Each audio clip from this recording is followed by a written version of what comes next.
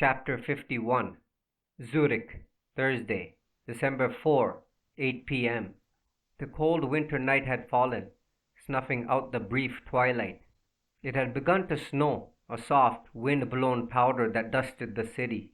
In the administration building of Roffe and Sons, the lights of the deserted offices glowed against the darkness like pale yellow moons. In her office, Elizabeth was alone, working late, waiting for Rhys to return from Geneva, where he had gone for a meeting.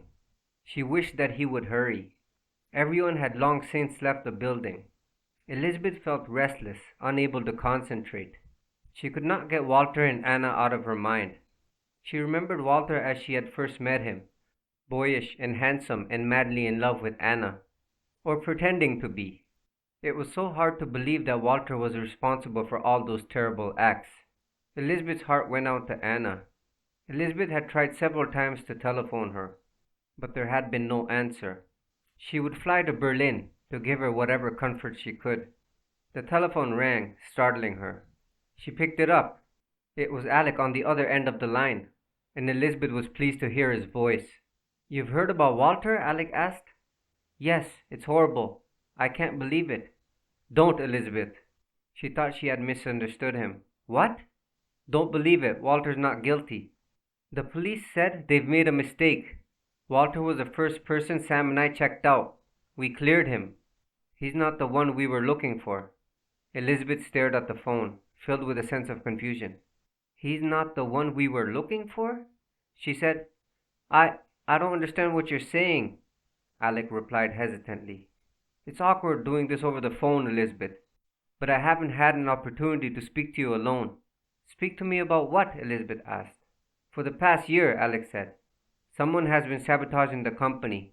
There was an explosion in one of our South American factories. Patents had been stolen. Dangerous drugs had been mislabeled. There isn't time to go into it all now. I went to Sam and suggested that we engage an outside investigative agency to try to find out who was behind it.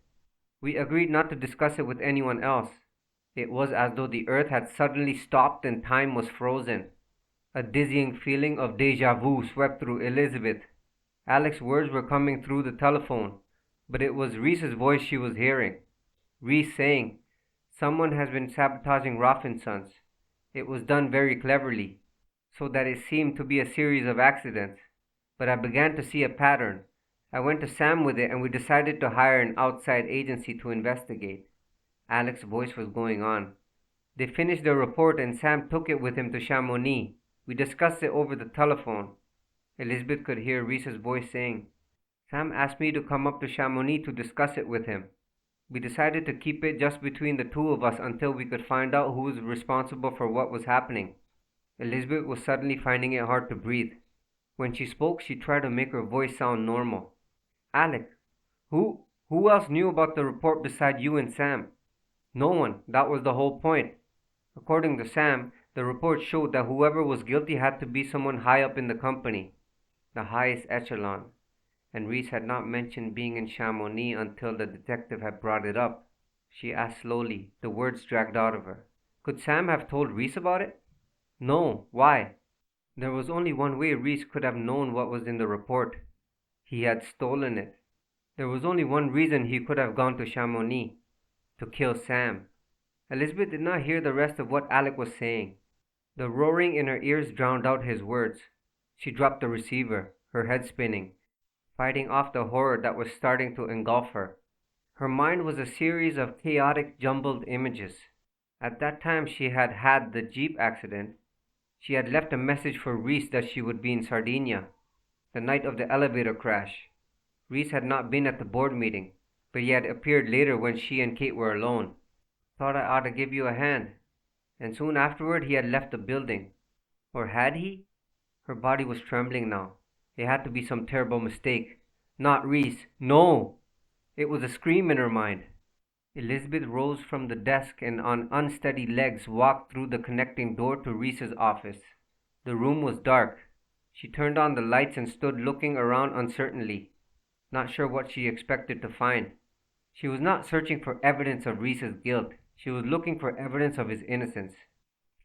It was unbearable to think that the man she loved, The man who had held her in his arms and made love to her could be a cold-blooded murderer.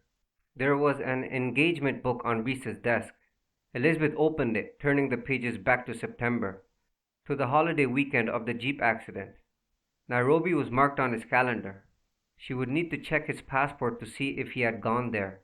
She started to look through Rhys's desk for the passport, feeling guilty, knowing that somehow there had to be an innocent explanation. The bottom drawer of Rhys's desk was locked. Elizabeth hesitated. She knew she had no right to break into it. Somehow it was a violation of faith, the crossing of a forbidden boundary, for which there could be no return. Rhys would know that she had done this and she would have to tell him why. And yet Elizabeth had to know. She picked up a letter opener from the desk and broke the lock, splintering the wood. In the drawer were stacks of notes and memoranda. She lifted them out. There was an envelope addressed to Rhys Williams in a woman's handwriting. It was postmarked a few days earlier from Paris. Elizabeth hesitated a moment, then opened it. The letter was from Elaine. It began, "Chérie, I tried to reach you by phone. It is urgent that we meet again soon to make our plans." Elizabeth did not finish reading the letter. She was staring at the stolen report in the drawer. "Mr. Sam Roffe, confidential. No copies." She felt the room begin to spin and she clutched the edge of the desk for support. She stood there forever, eyes closed, waiting for the dizziness to pass. Her killer had a face now. It was the face of her husband. The silence was broken by the insistent ringing of a distant telephone. It took Elizabeth a long time to realize where the sound was coming from. She slowly walked back to her office. She picked up the telephone. It was the attendant in the lobby, his voice cheerful. "Just checking that you're still there, Miss Williams. Mr. Williams is on his way up to you to stage another accident." Her life was all that stood between Rhys and the control of Roffe and Sons. She could not face him, could not pretend that nothing was wrong. The moment he saw her, he would know. She had to escape. In a blind panic, Elizabeth grabbed her purse and coat and started out of the office. She stopped. She had forgotten something. Her passport. She had to get far away from Rhys, some place where he could not find her.